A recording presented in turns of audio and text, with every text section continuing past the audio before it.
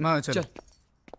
अरे पायल बेटा, जल्दी से तैयार हो जाओ, दादा दादी से मिलने जाना। Rahul, you two, come on, fast, get ready, let's go. आप लोग चलो। गंदे हो। आप लोग उनसे माफी मांगने के लिए नहीं बल्कि पैसे मांगने के लिए जा रहे हो। Rahul, हम लोग पहले ही उन्हें बहुत रोता हुआ देख चुके हैं, अब और नहीं देखना चाहते। हम लोग नहीं जाएंगे। चलो राहुल।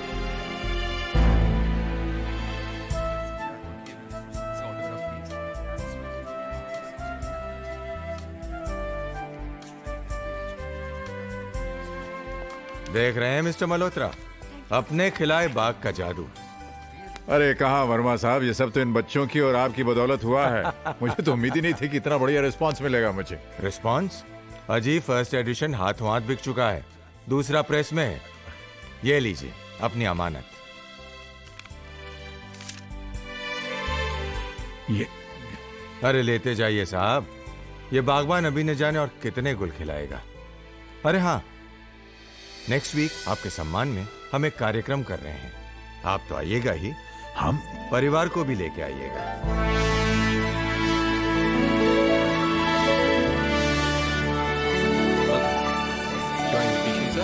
राज मल्होत्रा जी, उनके बेटे। Okay please come sir. वाह, हाँ first table on the right. आइए। वाह, भैया देखिए।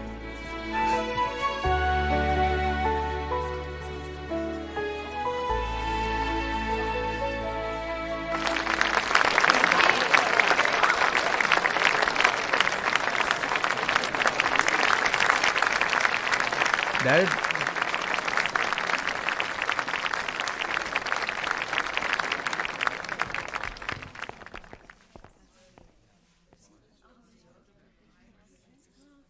लेडीज एंड जेंटलमैन, बागबान किसी इंट्रोडक्शन का मोहताज नहीं। इसके ऑथर का बुकर अवार्ड से सम्मानित किया जाना अपने आप में बागबान की सफलता की कहानी कहता है। इससे पहले कि मैं मिस्टर राज मल्होत्रा से बागबान पर रोशनी डालने की रिक्वेस्ट करूं, मैं चाहूंगा कि उनका बेटा अपने पिता के बारे में कुछ कहे, और इसीलिए मैं स्टेज पर आने के लिए रिक्वेस्ट करता हूं कौन भैया, all the best. Mister Alok Raj से। आलोक जी प्लीज।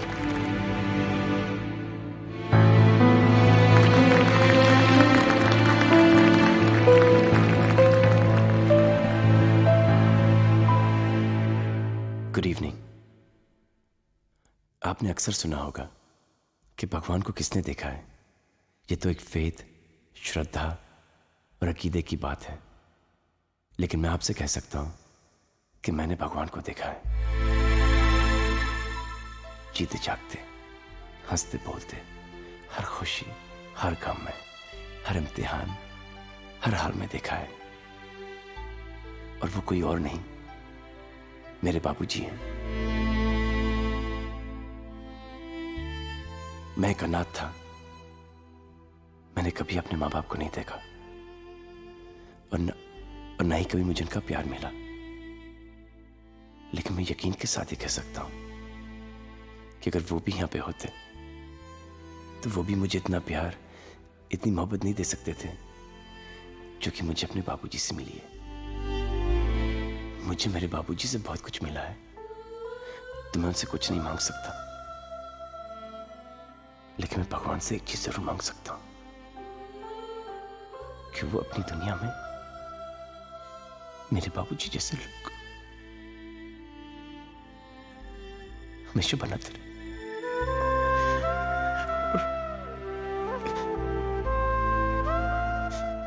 बस मैं इससे ज्यादा कुछ नहीं कह पाऊंगा। बाबूजी आइए ना।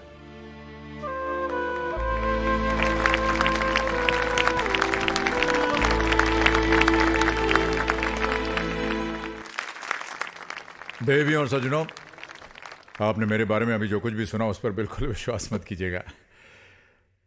आलोक मेरी तारीफ इसलिए करता है क्योंकि वो मुझसे बहुत प्यार करता है, और वो प्यार इसलिए नहीं करता क्योंकि मैं बहुत एक अच्छा इंसान हूं या मुझ में कई गुण हैं। वो प्यार इसलिए करता है क्योंकि वो खुद एक अच्छा इंसान है। देखिए, मैं कोई लेखक नहीं हूं, लेखक तो सोच के सागर में डूब कर न जाने कैसे कैसे मोती निकाल लेते हैं। मैंने तो बस वही लिखा है जो जिंदगी ने मुझे दिखाया। बागबान मेरे बारे में या किसी एक इंसान के बारे में नहीं है। यह किताब है बीते हुए कल और आने वाले कल के बीच फैले हुए सन्नाटे के बारे में। यह किताब है एक पीढ़ी और दूसरी पीढ़ी के दरमियान टूटे हुए हर पुल के बारे में। यह किताब है झुके हुए उन कंधों के बारे में जिन पर बैठकर कभी कुछ बच्चों ने जिंदगी के मेले देखे थे। यह किताब है कांपते हुए उन खाली हाथों के बारे में जिन्होंने अपने बच्चों के नन्हे हाथों को पकड़कर उन्हें चलना सिखाया था।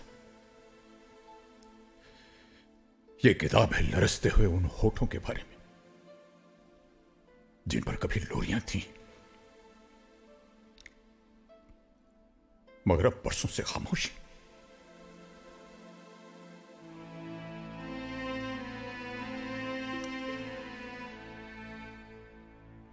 जमाना बदल गया है, जिंदगी बदल गई है। हमारी उम्र के लोग याद करें कैसे बेकार के रिश्तों और बंधनों में उलझे रहते थे हम लोग। बाप के चेहरे में ईश्वर देखते थे, मां के चरणों में स्वर्ग दिखाई देता था।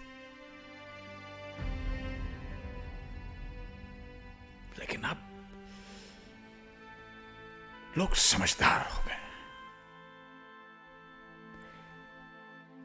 आज की पीढ़ी बड़ी होशियार और प्रैक्टिकल हो गई है। उनके लिए हर रिश्ता एक सीढ़ी की तरह है जिस पर पांव रख करके वो आगे निकल जाते हैं। और जब उस सीढ़ी का कोई इस्तेमाल नहीं रहता है तो उसे घर के टूटे कुर्सी मेज, टूटे फूटे बर्तन, फटे पुराने कपड़े, कल के अखबार की तरह रत्ती समझकर किसी कबाड़ खाने में फेंक देते हैं। लेकिन जिंदगी सीढ़ी की तरह ऊपर नहीं जाती। जिंदगी पेड़ की तरह उगती है। मां बाप किसी सीढ़ी के पहले पायदान नहीं होते। मां बाप जिंदगी के पेड़ की जड़ है। पेड़ कितना ही बड़ा क्यों ना हो जाए, कितना ही हरा भरा क्यों ना हो जाए, जड़ काटने से वो हरा भरा नहीं रह सकता। इसलिए आज बड़ी विनम्रता और आदर से मैं पूछता हूं,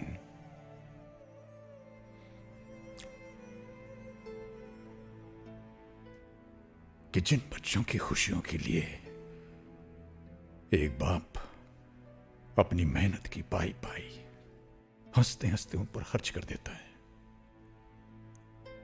वही बच्चे जब बाप की आंखें धुंधली हो जाती हैं तो उन्हें कतरा भर रोशनी देने से क्यों कतराते हैं?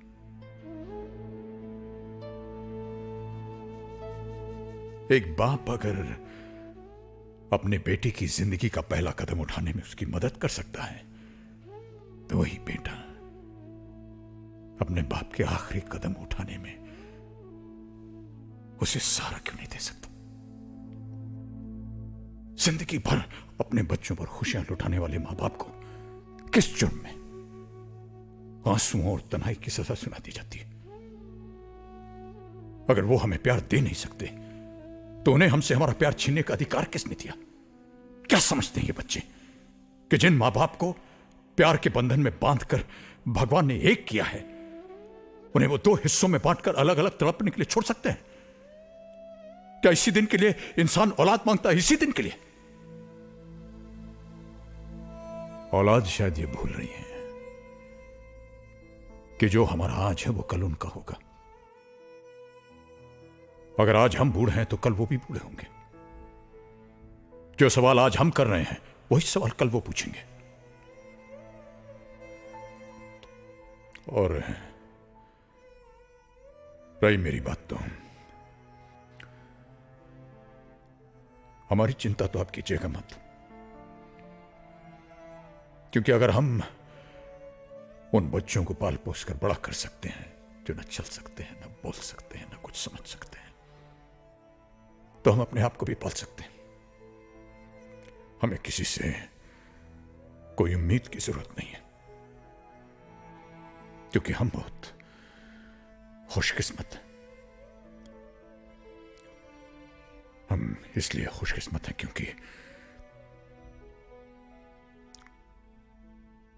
क्योंकि हमें जीवन ने एक ऐसा हम सफर दिया जिसके साथ चलते चलते रास्ते आसान होते गए,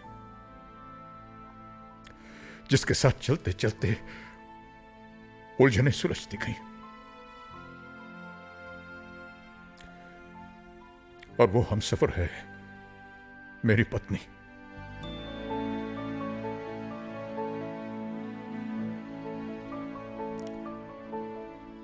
लोग अक्सर मोहब्बत करते हैं, लेकिन ये बात जितनी बार कहनी चाहिए कहते नहीं। मैं ऐसी कोई गलती नहीं करना चाहूंगा।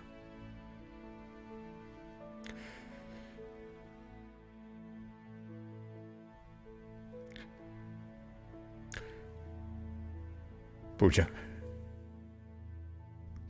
मैं तुमसे बेहद मोहब्बत करता हूं,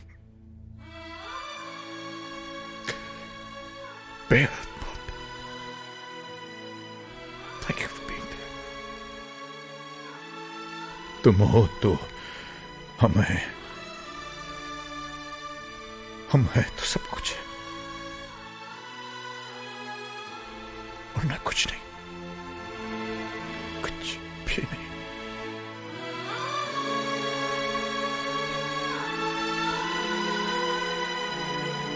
बस यही कहना था मुझे।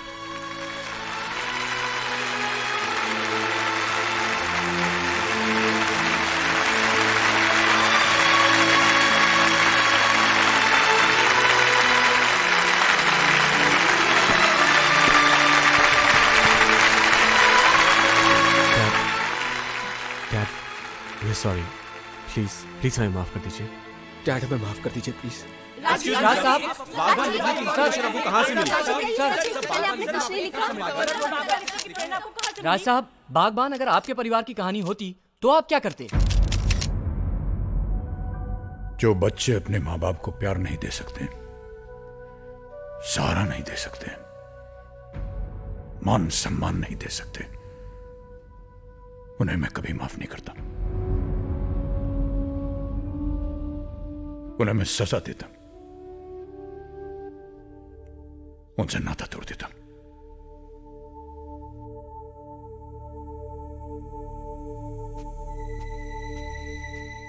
मामा मामा मामा, मैंने तो सुना था कि माँ हर हालत में अपने बच्चों को माफ कर देती है।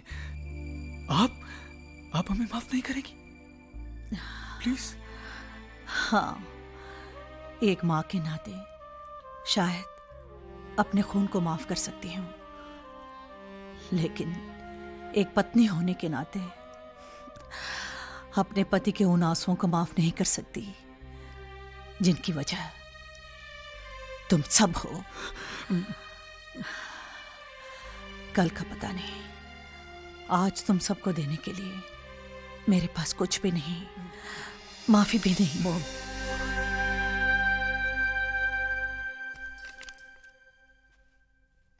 Autograph please. Hey, Rahul, Payal, Come here. Yeah! पायल बेटा